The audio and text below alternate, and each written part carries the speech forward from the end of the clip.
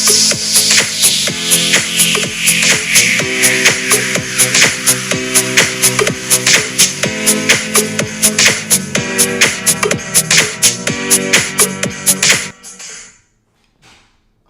right, welcome back to Roadside Nuggets!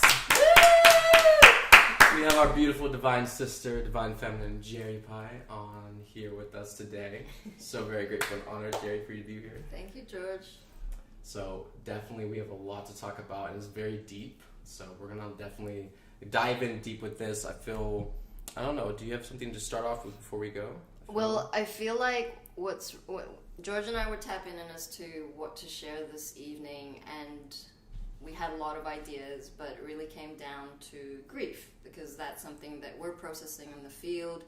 A lot of beings and the collective and humanity are going to be feeling this big energy. And I've spoken about Scorpio energies in the morning live stream, and I'm sure you have too, Georges, because it's like such a transformer. The master transformer is the Scorpio energy, and that's where it is about death and rebirth. But death as an illusion is just about transcending the attachments and the very lie of death. It's a lie. And it's only from experience that we're now seeing, having experienced grief very acutely 2 years down the road for me, and George has his own experiences, what that looks like from the higher. And that trusting that process, that we are master transformers of energy. Energy never dies. And that's where we're having to go through the layers and layers and layers of grief, is because we have shared in the past, COVID, the symptoms of COVID, albeit ascension symptoms, has to do with the lungs. And the lungs, anything that presents itself symptomatically through the skin or the lungs is untransformed grief, sadness. And that's what we're flipping here, is like the representation of COVID is the grieving of the matrix. It's like, this is something we've never felt into or had agreed to have amnesia of, this oneness energy of eternity. We're having to embody and anchor the essence of our eternal beings. And it means grief, as real as it is. What?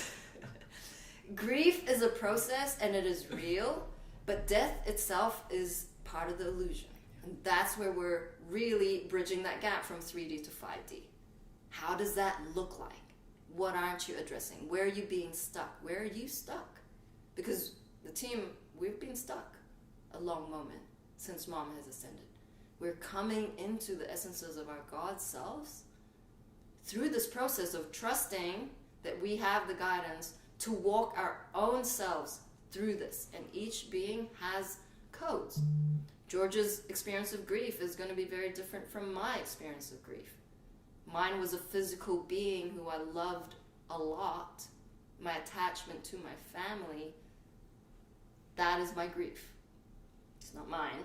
It's a collective grief. I am experiencing it for the collective and feeling into the depth of what grief is from my experience. And then we share it with you, and then you gain awareness, and then you recognize it when it comes up for you. Absolutely.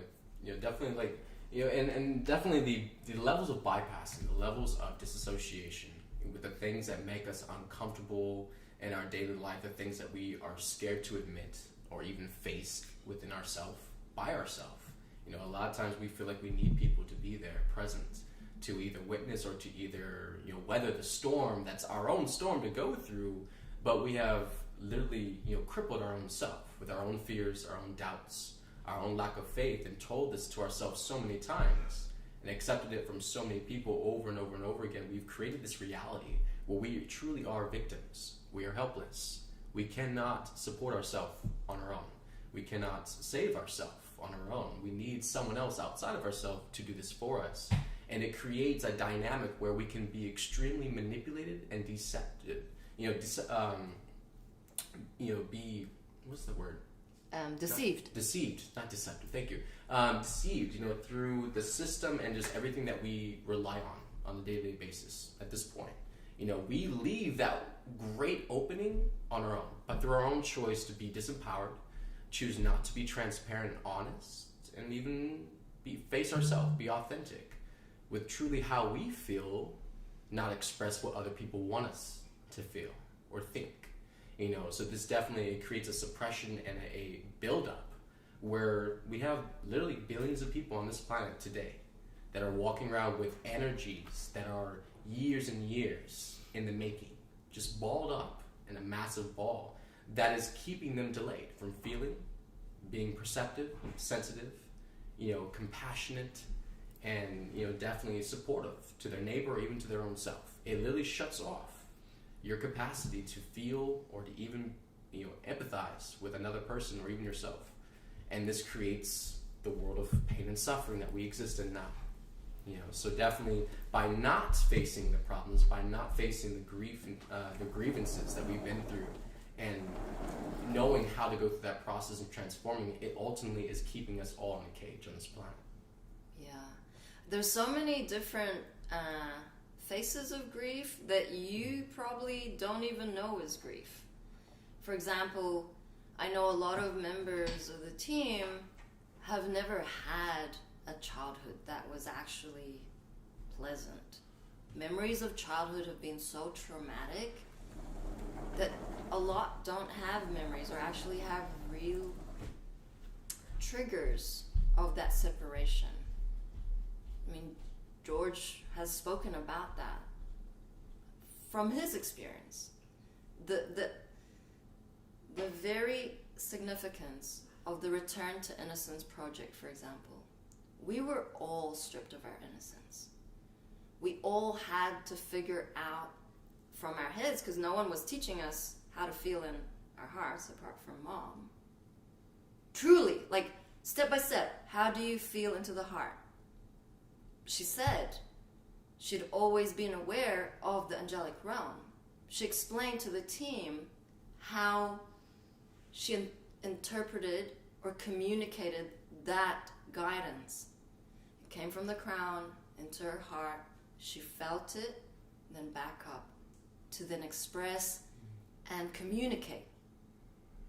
What other psychic, influencer, channeler, guru is going to teach you how to embody and anchor your higher self? So the grief is like anything. Losing your job, losing security. And what's fascinating is, through my process, grieving a future that isn't anymore. When we're not in the present moment, we go into the mind and it has expectations of the future. The picket fence, the happy families, the dying old together.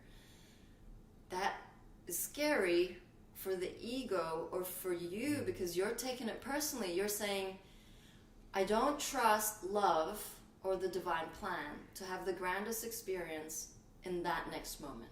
I'm already wanting to control that next moment by having these expectations. And I found myself when I was grieving around not being with my biological earth children. I'm on mission. I kept seeing the lower. I kept missing them. I kept the separation between us geographically, physically. But that is also part of the illusion because there's so much attachment over what it is to be a good parent. Mom already walked that path. She already grieved that. So I was doing the same. It's like she needed more vessels, her passing the baton on to the team to do it in their unique way. And what I found was I was grieving into the future of not being there for any graduation, not being there for birthdays, not being there. And it's like, I was blindsided by that. I never felt that I was attached to the future as well. And it was like, oh shit. And then mom quickly showed me a timeline of the reunion. Like if you've lost a pet, the reunion you have when you start connecting with that pet. The reunion I have when I go into the etheric and speak to the girls, heart ping them in the etheric with their higher selves. I'm telling them stories. There's so much outside of the physical five senses that we have yet to tap into. And that was what Mom was alluding to. That was what she was explaining in words as best she can in a physical vessel. That there is more beyond this 3D realm than we can ever fathom with the mind. That we're not allowing it because we want to feel secure in a false sense of security, in the way that only ego can take you down that path. Because the love and unknown is such a vast infinity of possibilities that space is not where we're at consciously. But we're now bringing it in. We're receiving codes. We're having unity meetings. We're seeing different aspects of God's selves with these messages. It's a process. And we're trusting that whatever comes out of our mouth, we didn't preempt. Like, George and I didn't sit and say, okay, I'm going to talk about this and this and this. And now what was coming out of my mouth, I'm like, shit, that's good. No, like, I never had that awareness. And the angel's like, yeah, remember that moment? Like, I'm not preempting what is going to happen in the next instance of the stream. I am trusting that my experiences, Mom has guided me and trained me enough to know left, right, center, back, front, what grief is. If I see someone in an energetic, I can safely say, you're grieving and you're not addressing it. Beautiful. Yeah, grief is it's a massive, what I like to call a polar energy. And so, in the umbrella of ego frequencies, to call it, they are the big cojones, the big core ego frequencies. And then there's like the little spider webs that kind of trickle off from that. The little side effects, the different little things we go into, the thoughts, the different frequencies. So with grief, definitely that sided with what we call envy is a massive pairing that the ego does with this experience, where it definitely captivates most of the population of the planet. Envy, of course, people with envy definitely they're jealous, or they crave the experiences of other people, and definitely the things that they see as a better experience than their own. However, if you are so captivated and stuck, suppressed in grievance within yourself about your life, different things that you're going through, or if you just hate your life, you think your life is just that miserable and suffering, filled, you're just a full victim. At that point, you can really see how someone so low in that hole of just like depravity, loss, despair, desperation, just like, completely giving up hope, you could see how they would definitely want a better life. They want a better experience. They want more love. They want friends. They want all the grand things they see walking around them in the experience. And it creates envy because they can't detach from their own grief that they will not let go of identifying with, or heal, or resolve, let go of. So therefore, they've identified this is their choice. But they want all this. And they can't have that as long as they choose the grief. So therefore, they create a compromise within the self, which is manipulation. Thinking that they can twist it so much where they can still hold on to their grief and their justification for why they do things and the way they live, while still going after and chasing the things they want, which creates a whole nother dynamic of lust, of attachment, entitlement, of delusions of grandeur. Because you're so in the mind of thinking things that you want and where you want to be, what you want to live and experience, but you are not in any way, shape, or form applying what you need to actually move what's blocking you from it. So Asha says, beautifully said, Jerry. I resonate with that. Amy's like, I understand. You can get all caught up with society's expectations and lose sight of the present. I still struggle with that occasionally. Holly says, such a wonderful convo. Yes. So grief is a catalyst. Like, grief is a blessing. Like, I would say pretty much I am, we will go through the stages of grief, but I am where I see the silver lining. I wasn't there a year ago fully. Like, now I can really go back into a timeline around that area and bring my fragmented self, because we're all inner children, like inner child every step of the way. We're still children of God. I am still a child. My innocence is still intact. but it got lost in this pile of layers of experiences that I'm taking personally. So now that I've worked through the layers, I can see the beauty of the essence of what grief is, which is a catalyst. I'll give you an example. So what's going to hit the collective is grief. Why? Because one of your friends, one of your family members, even a close family member, could be your child, could be your pet, they're going to choose, as per their contract, to pass over to assist in the ascension from the other side. No one is going to be exempt. Whatever is coming is going to be such a tidal force that no one is exempt. Why? Because we experienced this. It touched us in some way. Every single being that had made it to mission physically has lost something in order to find their essence. I was like reeling from this. So my whole world shattered. I have 3 young children. My husband Neil passed away 2.5 years ago.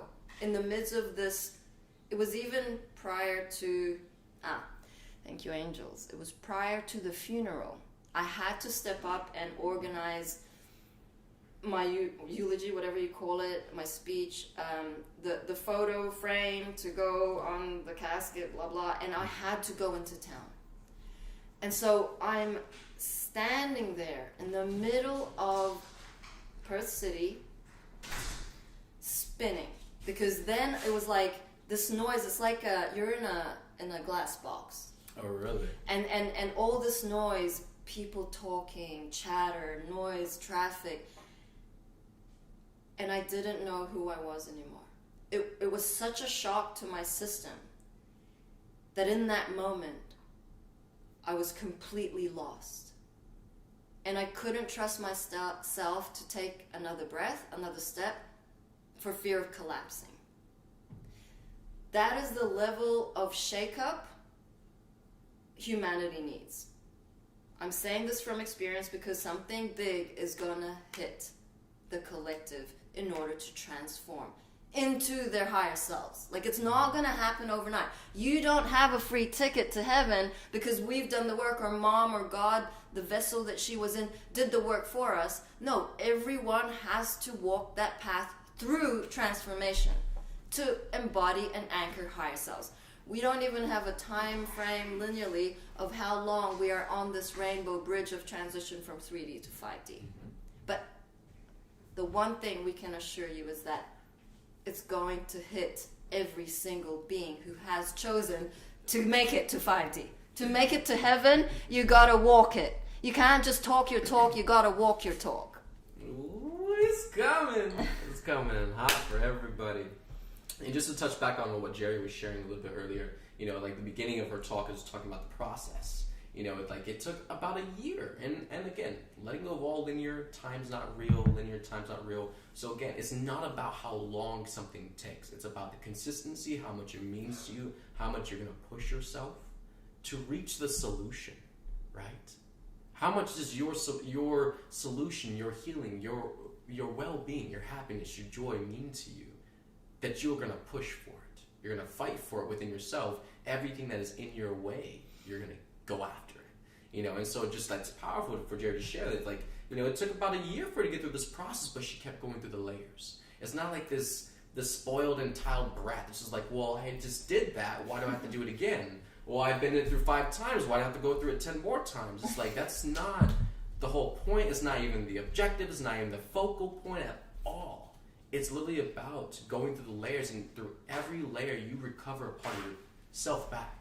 And so you are stronger, you're more confident, you're more trusting, more stronger in faith. And that's a full picture, okay? You don't just go to the store and buy that and just come back home and boom, there you got it. That's not it.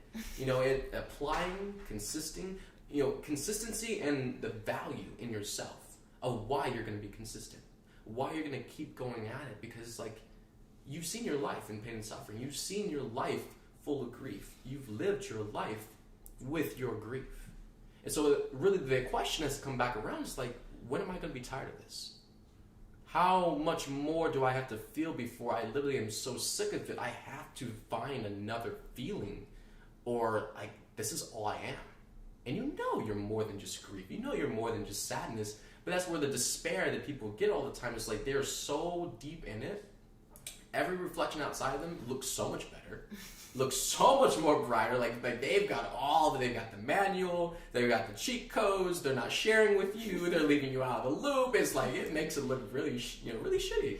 And you definitely have a lot of like venom and just like bitterness about life and yourself, and just you hate yourself even more because you're in that situation. And then therefore you go being more, condescending to yourself, pulling yourself apart, just nitpicking, being, self-critical. All the while, it's like you're becoming your worst enemy when you're already down, and then your ego comes in and is like, yeah, look at that. Yeah, you like that? You feel good? Like, you're not going to be anything better. You're like, yeah, you know what? I'm shit. I'm complete piece of shit. I'm not good for anything. Might as well just like, I'm going to be homeless. I'm going to be a bum. And that's how we go further down. The ego's like, yeah, just chanting little words. And then we're just like, yeah, you know what? Fuck yeah. We find this given, we're so sick of just I'm out. You're right. We're not going to call ourselves out and like be direct. So we're just going to get so overwhelmed with that inner, just lower voice that we finally just break. And we give up. But all the while, you cannot at all blame anybody else, because still, we didn't pull our power back. We didn't step up for ourselves. And that's the test every time of why we manifest such overwhelming experiences like that. It's not to break you. It's not to make you feel like the smallest piece of dirt on this planet. It's to really push you into that corner, to the last choice you have in yourself is to push back. Because it's all you've got. No more excuses, no more complaining, no more calling mom in to save you, no more posses around to help you out. No, you got to get your voice and say no. Push back. Decide that you do matter. Right? And that's the whole time why we've been piling up with grief. We've chosen. I don't matter. It's not good. I don't have time to heal. I'm not, I'm valuable enough. It's who cares, right? And you just let ourselves go deeper into that whole thinking, and this is the funny thing, is like it's like a very childlike perspective that we have, where it's like, in the lower childlike, brat programming, where we don't realize the consequences. And so it's really about proving the point. It's really about just getting that last say in, doing the last thing. But yeah, it's like a competition thing and then all the energy starts coming back, and we realize how deep we really dug our hole. How deep in sorrow and sadness we really threw ourselves in, because we were ultimately trying to identify with it and try to use that to sell ourselves to other people, gain sympathy, try to create a dynamic or a mask for ourselves, not even realizing we were manifesting that much more of that in our experience, right? And so again, that's where the accountability comes in, and pulling back and realizing, stop doing the same redundant choices that are ending you up in the same spot every time. You got to make a new choice now. There were a couple of comments on Facebook that I've just missed. Like, it won't let me scroll down further, but there was this a good... Has been on. Yeah. Okay, cool. Yeah, so it was just a couple of awesome shares. So Amy's like, I lost my mom, bio dad, my daddy since I was 6 months old. Mm-hmm. Then my 2-month-old granddaughter in the last few years. You choose to be a victim, or you can use it in a positive way. It's a catalyst for growth, transformation, and ascension. And Oliver says, oh yes, every experience one is passing through is a great catalyst, as a gift for greater awakening, making us an instrument for compassion and grace. Dylan's like, the smallest grain of sand on the earth came from the biggest mountain. That's true. Beautiful. And Asher Lynn says, step out of the illusion and step into your divinity. Because I felt like a whiny baby all day. But on YouTube, there's a question from Sarah, and she's like, I resonate with you, George. Let me just get it. Okay, George, I'm trapped in the grief envy scenario you just described. How do I get out? Which scenario? It's like the envy scenario, because you're in it and you have these tainted glasses of your experience, and you're saying that looks better than this, and I'm envious of that. Okay. So I could really only share with you from like my own personal experience, like going through the actual process of that. And it literally is like walking yourself through that. Literally, as every single time that envy comes up, the bitterness, the judgment, the things that make you feel off, awkward about being around people, or just like when you see someone in a different experience and it makes your stomach automatically like just tie in a knot immediately and suck in. It's like that kind of energy, that deep envy where it's like you are so deprived. You're so just like devoid of that experience. All you want is just, it definitely, this is what you have to be careful of, because definitely this energy will draw you into not really desperation as much, but also like the settling factor. When we have experienced such little, or we have deprived ourselves so much of something, by the time we get to the point of realizing that we actually might enjoy this in our experience, or we actually do want this, we're so suppressed and deprived from it, we'll literally accept anything and all things. We will do the most catty, most underhanded, manipulative ways just to get a little bit of drop of something out of people. And you don't realize is like how much effort and energy you are actually putting into yourself to appease people, to play nice, to walk on the surface, just to get this kind of experience and energy, because that's all you want from people. And definitely, I have been in that lane so many times. It's like, you have to be extremely compassionate and realize that you did not know, and a lot of these factors were taught to you as a child. Mm-hmm. So it's going back to referencing the innocence in you. You don't know better. There's no judgments or opinions, okay? Just because you're an adult, just because you're 30, 40, 50, 60 years old, you got kids, grandchildren, it does not matter. You're a child, you don't know better, you were not shown the proper way of how to process or even to recognize this in yourself. That's the first thing, forgiveness. You got to get past that whole self-criticism shit like butter on bread. You literally got to smooth across it every single time it comes in. And it's going to be a challenge. And you just realize that there's no judgment. I didn't know better. And of course, if you knew everything you knew now, of course you probably would have made a different choice back then, but you didn't. So to ponder on those thoughts, to even allow that, like, well, I probably should have made this choice. I could have probably did that. It's like waste of time. Absolute 100% waste of time every single time you even go into that space.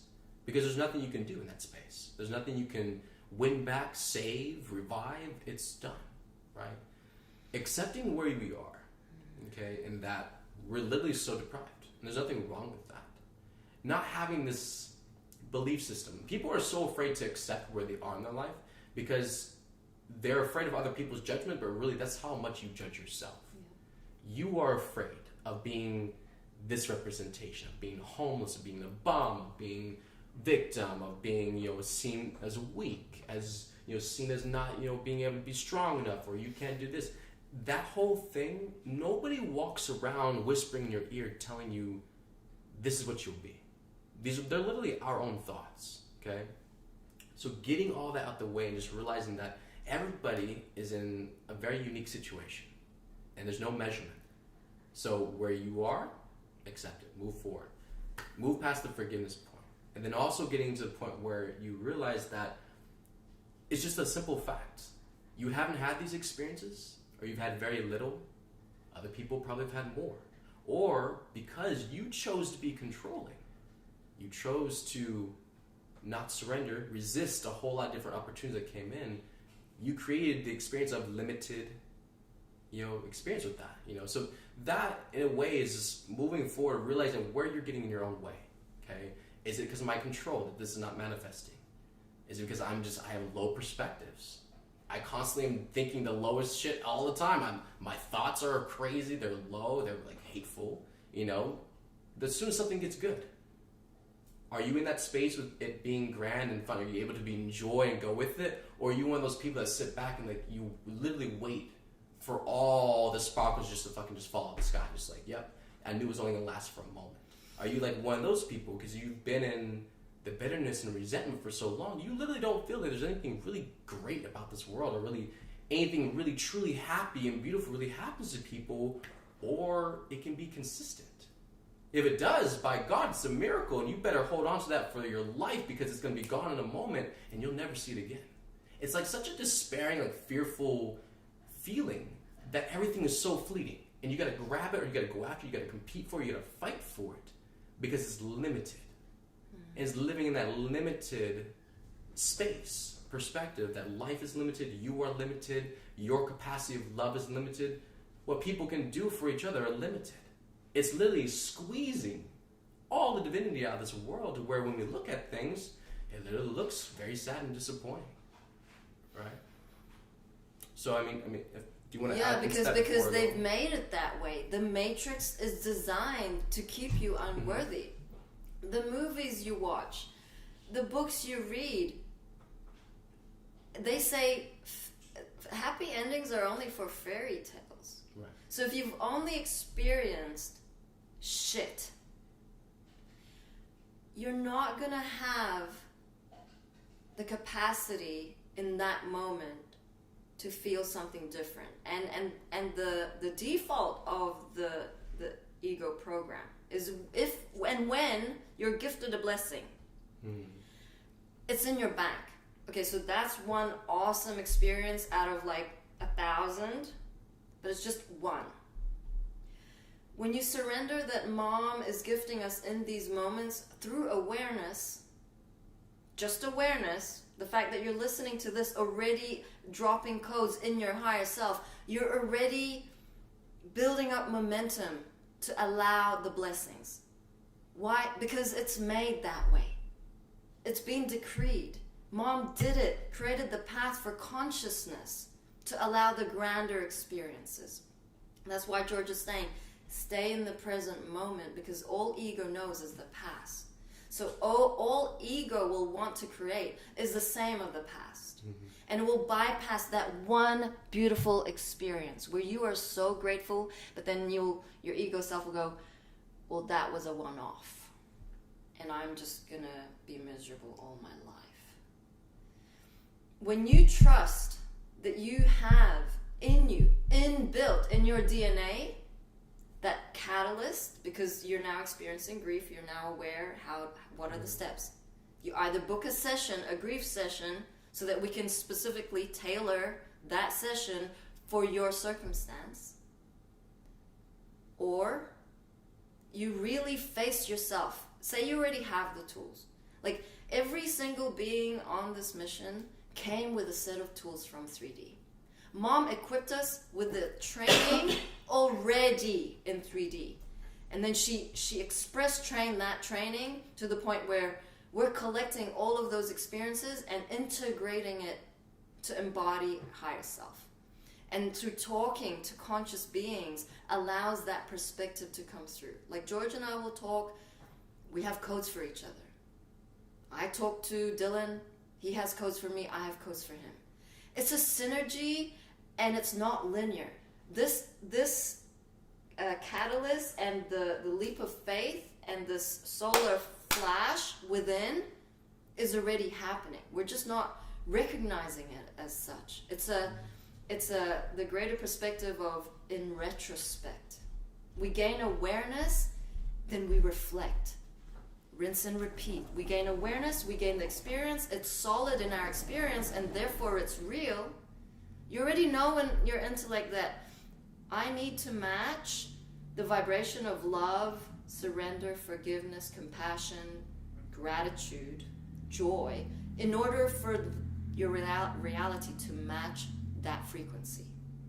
You already know that from an intellectual perspective.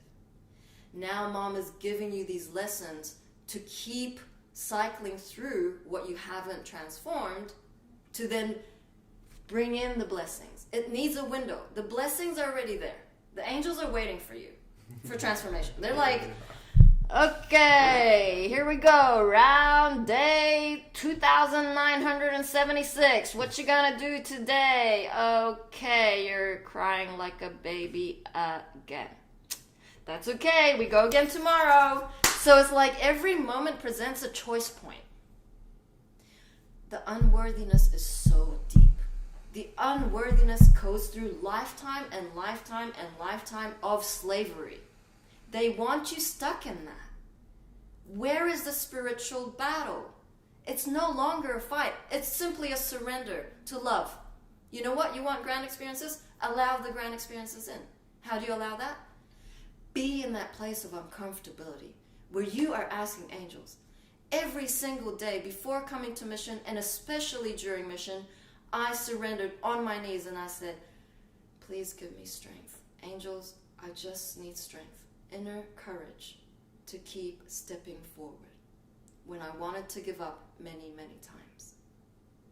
Please give me strength. The angels are there. It's like, give you strength. Here, shadow dust and stardust. Yay, strength, strength, strength. And it's like, if you don't ask, you don't get. If you are so unworthy that you can't see that there's grandness coming around the corner, you ain't getting. That's the inner work. Are you worthy enough of all love is? Are you worthy enough to have all your dreams manifest into your reality? Because it's a choice. It's a choice to keep going down that same narrative of sob story, poor me. That's it. It ain't complicated. It's simple. Oh my God. So Danielle says, I feel there's some huge release on the horizon. I haven't been able to cry in over 3 weeks. Should we go through the stages of grief? Sure, definitely. Awesome. So I want to add. Go for it. Before we go, I want to add just one more thing before I forget. Just like it is, definitely a big journey on trust too. And definitely the angels that pinged while Jerry was talking. It was like, when was the last time anybody prayed for anybody else other than themselves? When literally was the last time that you prayed for your perceived enemy or people pissing you off or making your life more miserable? When was the last time you prayed for them? When was the last time you held space for them, sent them love? Didn't have a single ill thought in your freaking head that was trying to go off like a freaking grenade gun. And it was like, when was the last time you actually were not the same reflection of what you're getting from them that's causing the misery? And definitely, I have had a lot of resistance in the past, in many moments where the angels have had to literally pin me down energetically to where I surrender, and they're I've had to go through the process of not just playing victim, not just being this, the deprived child all the time. It's wait a minute, if I've spent, and the angels really have to walk me through a classroom setting like this. It's if your life has been filled with this kind of energy and this experience, then would you say you have a lack of experience in learning how to be happy for other people? Learning how to hold space for other people, truly support other people in their experience, even if it is different from yours. But because you've been so deprived, envious, it has changed the dynamic now. Those are still lessons we must learn as an individual, but also of how to love and share that love with other people. Because respect and honor and support, holding space, compassion, nurturing, patience, it's not just for you, it's for everyone else too. And so a lot of times in this space where the ego wants you to play the role of victim and complain oh, well, I'm being left out, oh, well, I'm just being fucked over here. It's well, maybe your experience is to be over there to learn how to love someone in a different experience than you. Be happy for them even though they're having an experience that you want. But you know what? Who cares what you want? Can you still be selfless and still show that same love to them for their experience they're in? And that's mastery. That's truth. That's integrity. That's honesty and being authentic with what love really truly is. It's not conditional. It's not, well, we both get to have it, then I love you. It's not that we both get to have the same role, the same purpose, or the same things, and then we're just cool. No. We're all different, unique, and if you constantly have to have everything the same across the board just for you to be comfortable and okay, that's your control and resistance to actually truly facing the fact that we are not holding the same space for everyone else that we want held for our own self. Mm-hmm. And that's biased. So just one more thing I also got pinged on is part of our DNA makeup is the dark. That is the very nature of this duality. The dark serves the light. And within the gene keys, we have the shadow of the dysfunction. And then we have the gift of awareness. And then we have the mastery of the energy. And some of these you're not going to really understand because it's you can't see the trees for the forest. You can't see yourself. But when you're a little bit more removed from taking it personal, you start to see and appreciate and be grateful for the trauma. the gift. So, for example, I know that part of George's gene key has to do with leadership. But that is the mastery, that not a leadership in 3D. 3D terms of leadership is very different from a leader as an essence of being the divine example. But also part of the lower, not necessarily of the same gene key that he has within his 11 sequence, is immaturity. Like, if you can then go, oh, so immaturity is in my gene key. Like, why aren't you allowing the years of experience be graceful? Why are you rushing the timeline? Why are you beating yourself up for being in this moment of the present? Because why? Because everyone else is ahead of you? Like, who you're comparing to? Why is it so bad where you're at? If you can safely say, if you can authentically say to yourself or have that agreement with the angels, I am doing the best I can to transform. I am in my discipline, I honor, I am organic, I am asking angel guidance. If you can say that for yourself before going to rest tonight, that you did your best today, you were your greatest, grandest version today, where you're at is absolutely perfect. But if you can't honor that, if you can't honor your contract, then it falls on you, because you're being half-assed. You couldn't, you know within yourself your greatest, grandest version, what that looks like. Did you change something today of how you do things or how you think or how you speak different from yesterday? What did you reflect on yesterday that threw you off into a spin? Are you experiencing that same spin today? Because you're bypassing if you're still spinning about the same thing. Externally, it might look the same, but internally, there is change happening. Only you can measure that. There is no other measurement outside other than you and your higher self. Have that conversation. Ask the angels, did I do my best today? Write with your left hand, automatically. Yes. No. And then see what comes through. Like, I was sharing with George, something I was missing, something within my energy that caused me to be in a bad mood yesterday. And I already shared it on live stream, I feel. But I wouldn't have come up with this energy unless I'd asked. And it sideswiped me. I'm going, is this trauma? Why am I in such a bad mood? Like, I don't want to be in a bad mood. I don't want to ruin my present moment experience. What is happening here? And I'm like, Pebs, what is this energy? Tell me. Because Pebs and I have talks. I say to the dogs, what's your message for me today? And I just wait. So the word that came was control. And I was like, it really floored me. Dylan, do you have a treat? Is Pebbles around? It really floored me because I was like, I wouldn't have come up on my own with my linear thought that control was the energy that I was working with. That dysfunction was ultimately control and manipulation. I didn't want to receive the blessing. I was so overwhelmed with the blessings that Mom is gifting me in these moments because I felt guilty. Guilty that I'm not with my family. Guilty that they can't have these experiences. Guilty. Whatever it looked, I felt bad because I was experiencing grandness and I didn't deserve it. Bullshit! Bull fucking shit, because I deserve it and I am part of Mom's crew. Of course she would bless me. Of course I'm worthy. None of this training was going to be of any use if I kept telling myself, talk, you're not worthy, don't go there, it's not fair. No. Now I have to address guilt. Guilt, grief, same coin. Same dysfunction, not really, but you know what I mean. Are you worthy? Beautiful. So anyway, we can. Do you have anything more to add, love, before I share the 7 stages of grief? We can jump to the stages.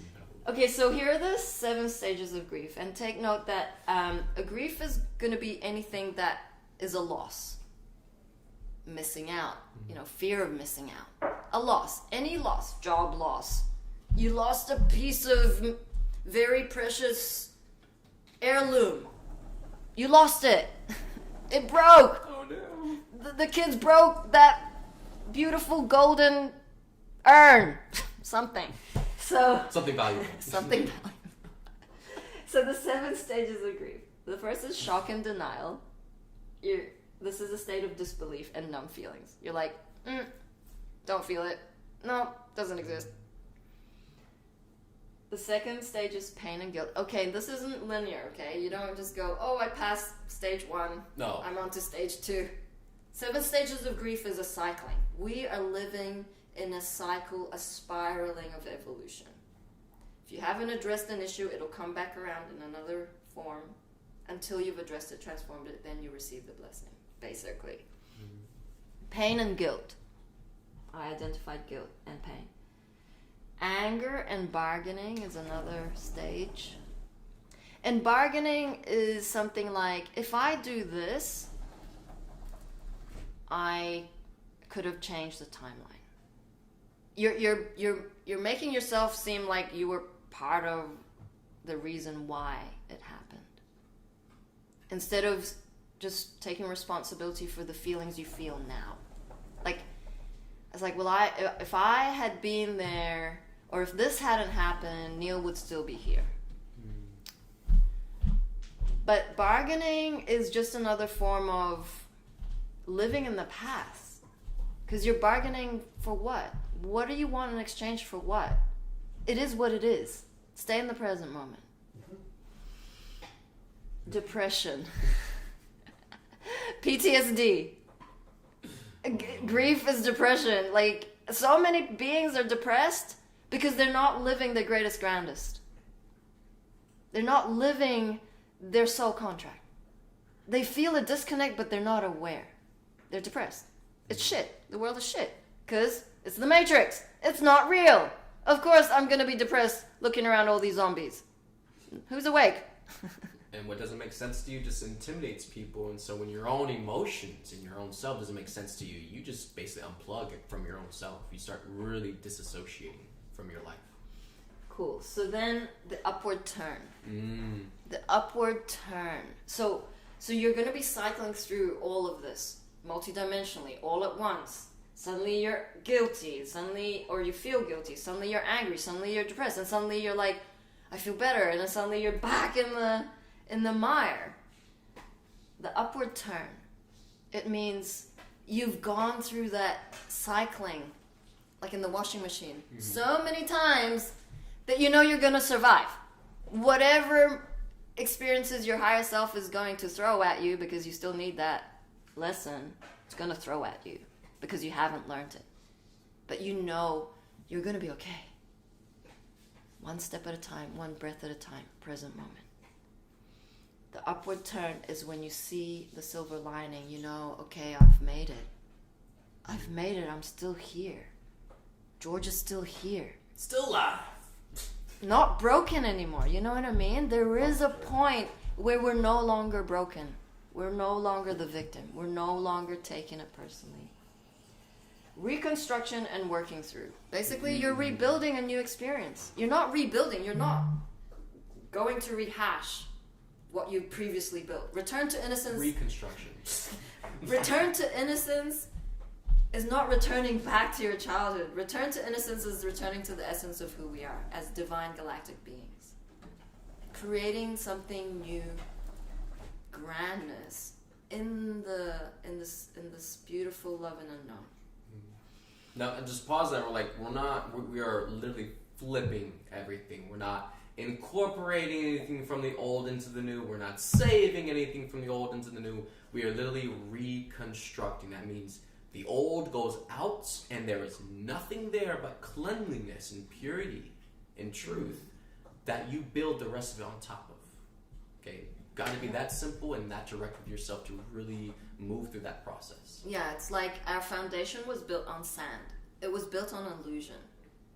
It means even mom in her physical vessel was not part of her contract to have grand experiences. She's gifting it to her children. Literally gifting it to us to walk into. That was how much she loved her planet and her children. In her vessel, she knew. She knew every step of the way that her experiences was her contract. Because there was too much grief, too much suffering, too much pain for any vessel other than her to handle. So this is where we're at. We're doing like a mini version of it.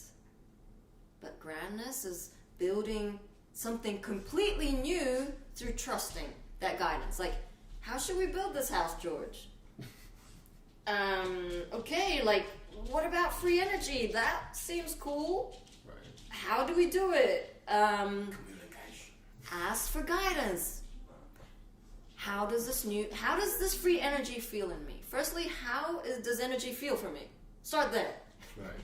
Free energy as an external manifestation only comes when we have cracked the code within ourselves as free energy. And the ideas and co-creative together. Yeah. And you co-create with each other with your ideas, and it becomes a greater idea. Absolutely. It ain't a one island show. No. It's called unity for a reason. Together we are going home. Together. No island boys. An island boy. You missed the window of Pebbles. Oh, Pebbles. Okay, so the last stage is acceptance and hope. That's where, we're really feeling that in our experience. Peps, come here. Come here. Go sit, Peps. Lay down. We're done. Lay down. I'm gonna pat her. Come on. Okay, we're gonna zoom in on Peps. We have a special production for everyone. So Pebbles would like to share some words of encouragement to everyone in their moments of grief. Pebbles, what message have you got for us today? Paul? She looked away. She's like, ah.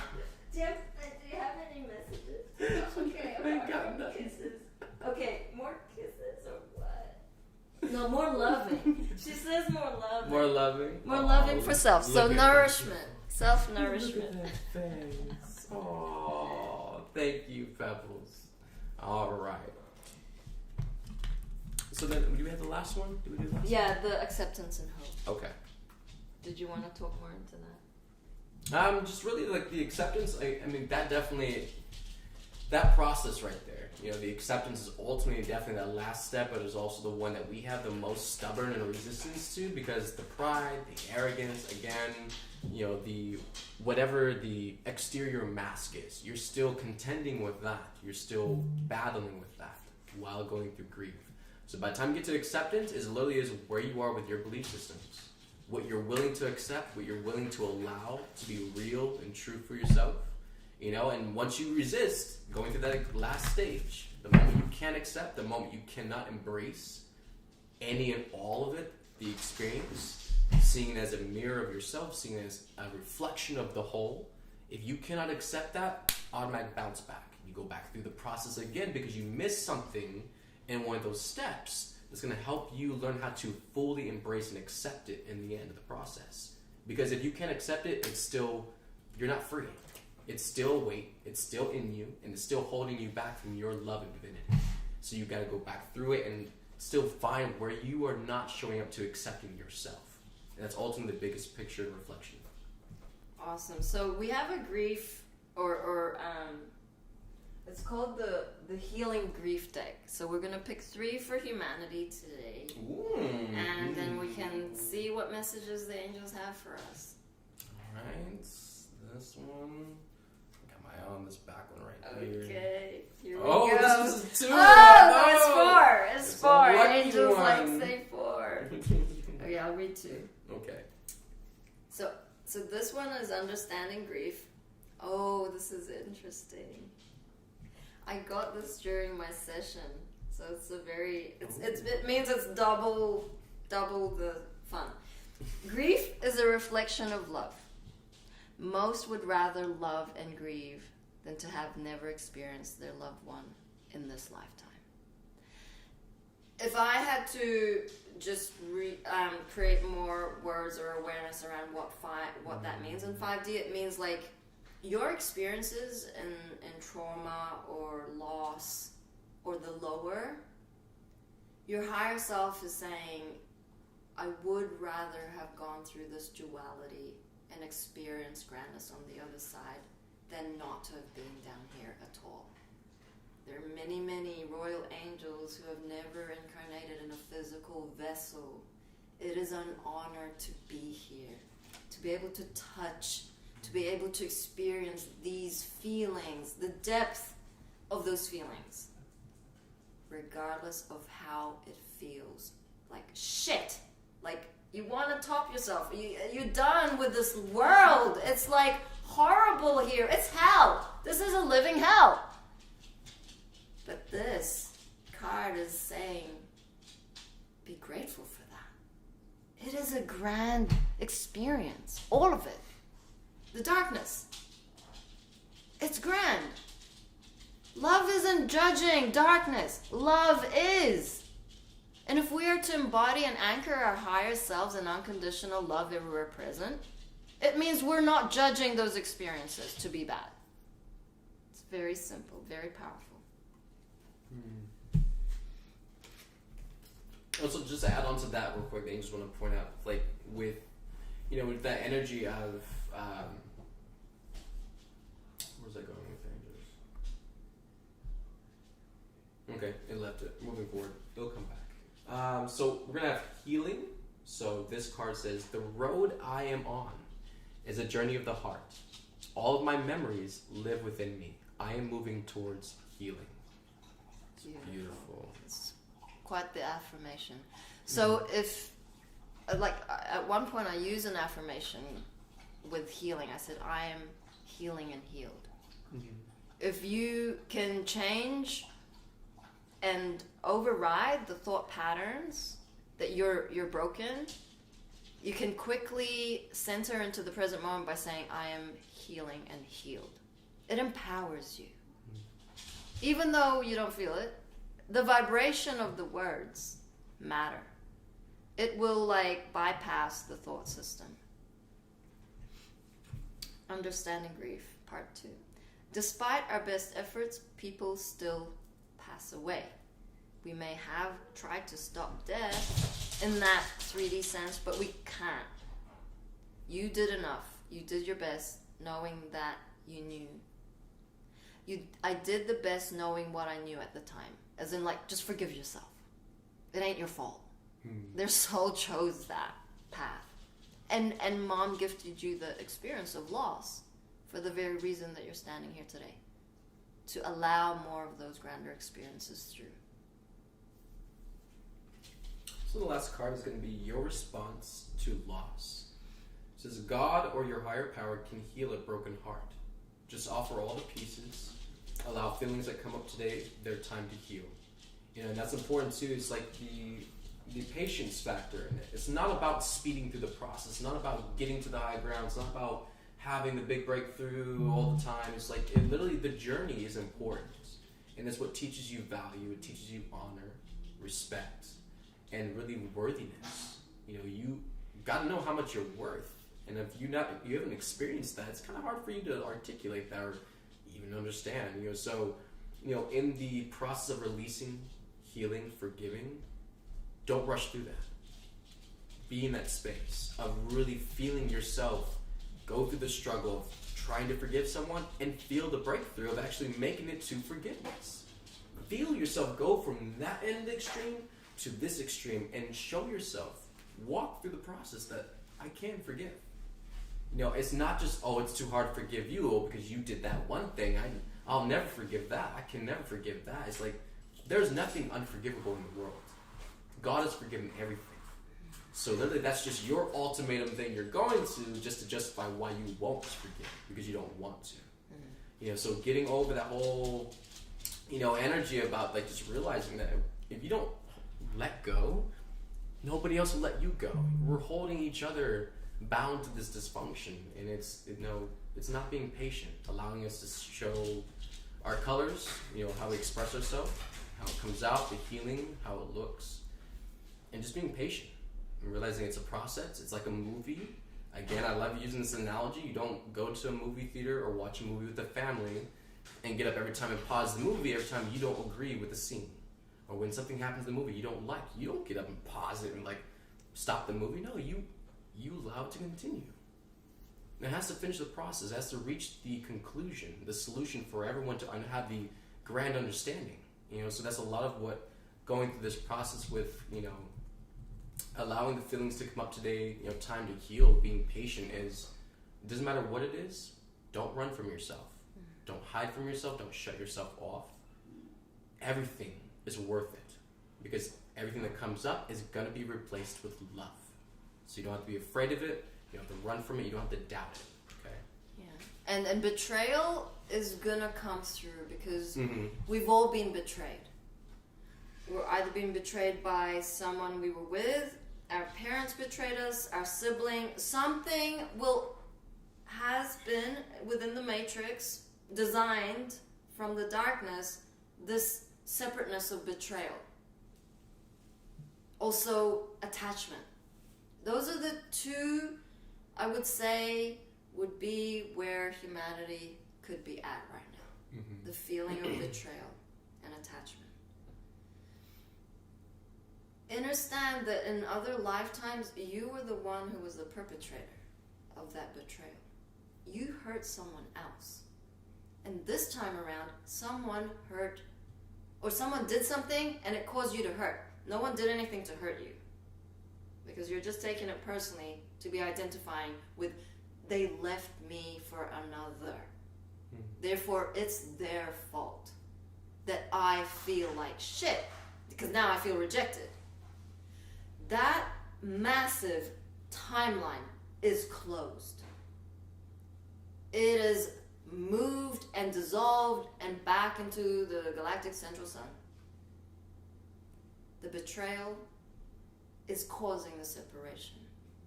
The blaming is causing the separation. You're perpetuating the duality by not forgiving that being. Or if you were the one who cheated on that other, not forgiving yourself, because you only knew what you knew. And it is so entangled with attachment. None of it matters in 5D. Unconditional love is loving equally every single being, including yourself. Betrayal, attachment, forgiveness go hand in hand with healing. And don't just think those things are from other people too, because that's the misconception where we think, oh, these are things that other people do to us. No, you do these to yourself as well. You deceive, you manipulate yourself, you lie, you confuse yourself, you sabotage your own self. We cannot be like this complacent space where we're like, oh, well, no, look at my life, No, we are so equally accountable for all of it. And that's going to help us propel past the blame. As soon as we get past the blame game, it's all open season. We can really get some work done. But if you're still pointing fingers there like that, nobody's moving from the sidelines. Nothing's moving, and that just stops the whole process. Yeah, and so, it's a lot of layers. Like, if you need assistance, book a grief session. The angels will tap in who would be highest to help you and guide you specifically for your circumstance, and that's on the website 5dfulldisclosure.org. We have an announcement to make. It's going to be fun, okay? So here's the deal. So,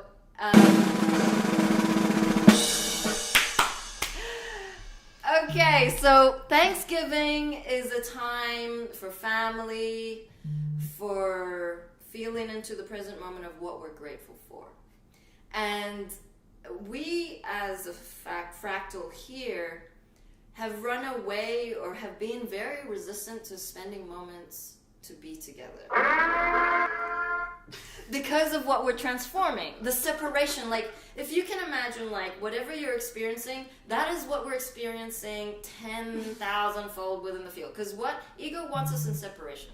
The ego wants us to not be a family, to not be in our embodiment and our anchoring. So Thanksgiving is a very beautiful kind of holiday for everyone. everybody. And as a family, we're going to spend some moments together without distractions, without service, without responsibilities of what can take us away from that unity. So, from the 23rd, the 24th, and the 25th, 3 days of darkness, we won't be going live. There will be no live streams. There will be no sessions. There won't be any products. That is part of the announcement. And then when we actually come back from Thanksgiving, we will have a new revamped product website. Our online New Earth Essentials website is going to be revamped. It's going to have beautiful, up-to-date, streamlined products for everyone to enjoy. So part of that 3 days of darkness, not being online, is going to be where we're getting ready for... Is there a Black Friday sale?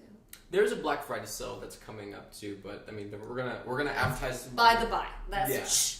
shh. You're the first to hear about the Black Friday sale. Yeah, I mean we do one every year, but definitely we're not disclosing anything about it. Not selling, nothing secrets. But just that we gotta be. Mom was always ahead of the timeline. It's like if the whatever EBS or 10 Days of Darkness isn't gonna happen in 3D out there, we're gonna create it because we're leading the pack. Gotta push it through. And so that's our simulation of the 3 days of darkness. It's like quarantine yourselves, quarantine ourselves. We're gonna be in unity, have some fun, find our joy within the family, and honor that for ourselves. So, but someone will be back tomorrow morning at some point.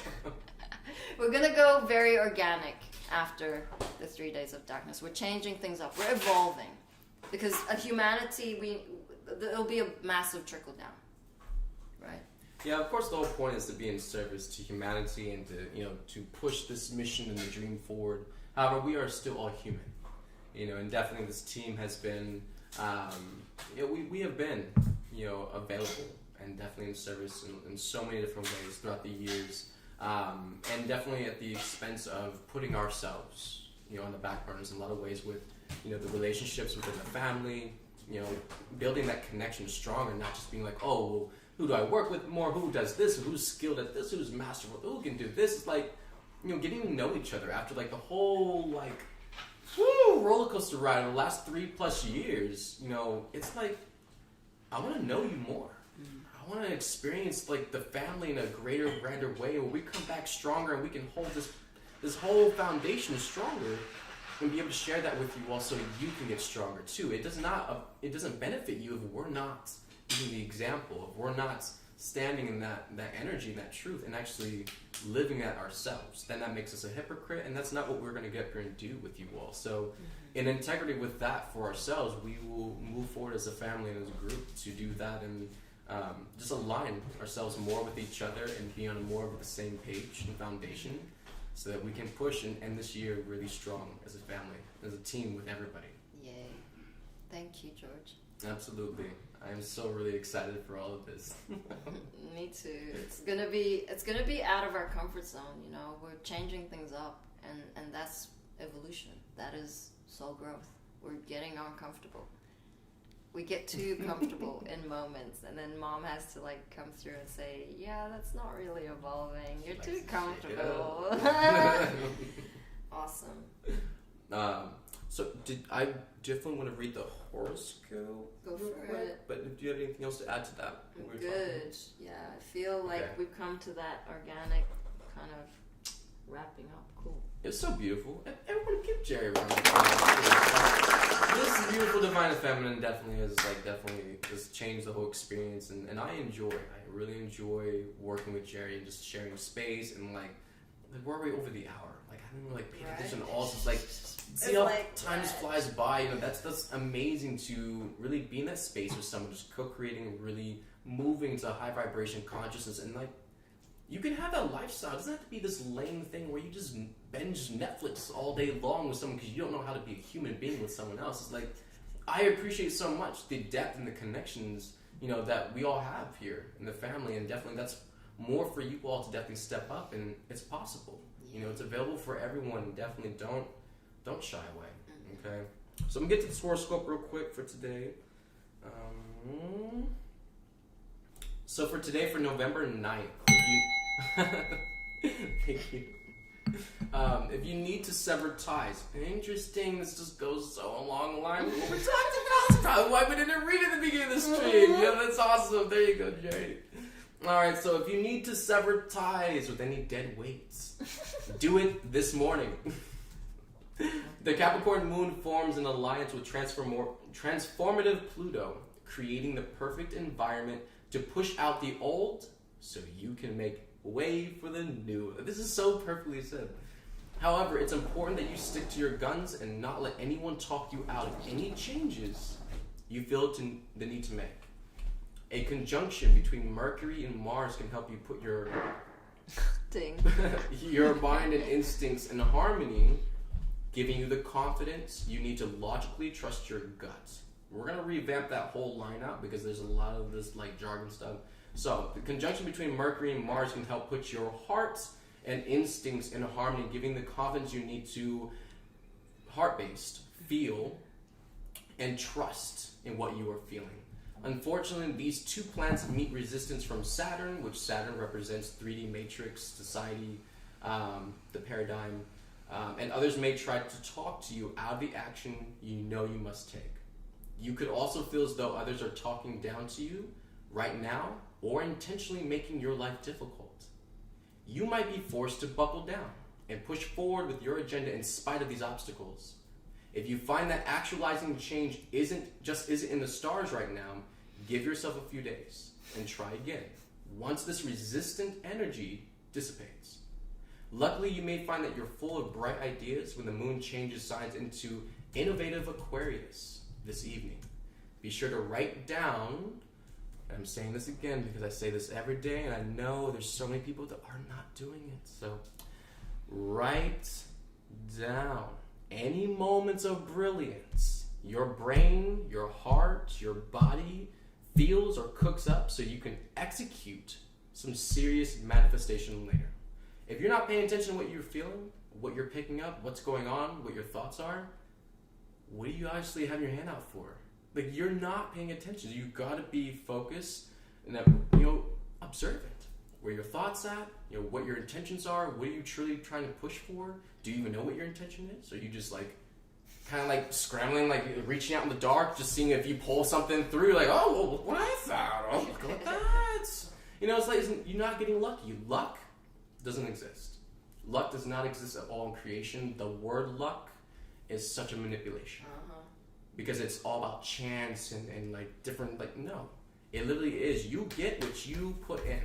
That literally is the energy. Equal energy exchange with creation. And if you're not putting that in, do not be looking for the big outpay in the end. Because it's not coming. Okay? Yep. Definitely. It ain't a free ride to heaven. No. Yeah, you don't get off scotch-free. Like, you know what? We'll take on some of it. Mom took on a lot. But you are part of Ascension. You take responsibility. We can have all the grand things, the new earth, everything, dragons, all that here, but if you're not willing to put back right what is out of alignment, if you're not willing to truly say the things that will really help the rest of us on this planet and really move our lives forward, then you truly don't want those beautiful things you can imagine. They're just thoughts. They're just dreams. We need people here that really want to live the dream. Want to breathe, want to touch the dream, want to push that forward and make that for everyone else to experience.